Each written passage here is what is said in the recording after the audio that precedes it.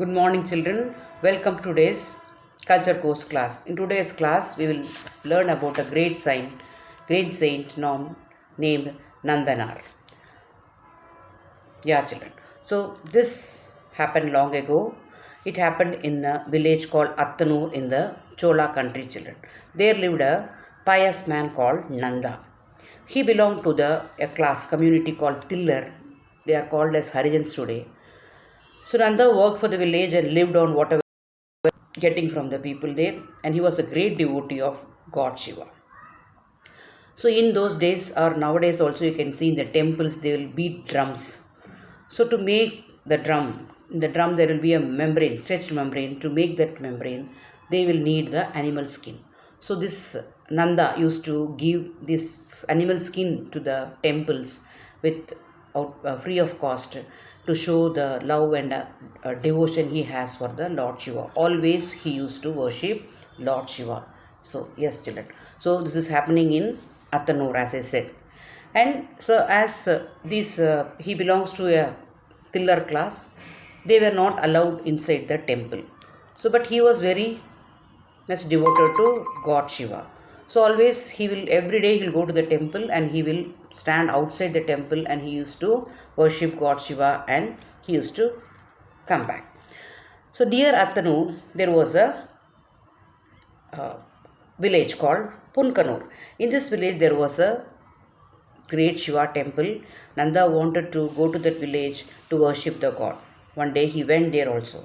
In Shiva temples, you all might have noticed there will be a stone bull called Nandi in front of Shiva. So big stone bull will be carved and that will be there in front of the Shiva Linga. So in the Punkanur village also that stone bull was so big that Nanda could not see the god as he has to stay outside the temple and he has to have the darshan. But he was unable to see because the stone bull was so big. So he was so worried because all the way he came from his village Attanur to Punkanur to see the god. So he was helpless and he called the God and he said, "Oh God, I have come all the way to see you, but I am unable to see because of this stone bull. So please help me to see you. Make the bull to move little aside." God was much pleased by Nanda's prayer and God asked the stone bull to move its head and so that when it moved its head, Nanda was able to see the God from the outside of the temple.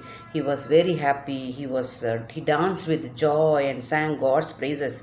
Even today at Punkanur, when we visit, we can see that the bull is slightly moved and it is giving as it has given way to the Nanda to see the God. Same even now also we can notice that, children. So later in the same Chola kingdom there was another holy temple at Chidambaram. It is the temple of God Nataraja. So Nanda wanted to worship Nataraja. Chidambaram was very far place, so he was planning for a long time to visit Chidambaram, but it was unable for him to make it possible. So every time he'll think tomorrow, make it tomorrow. So people started calling him man tomorrow because of this, as he was postponing. Finally, the day came and he went to Chidambaram.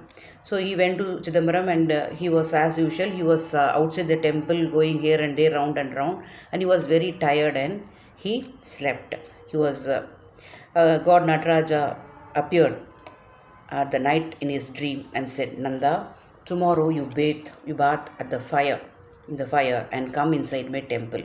The same day, even God Shiva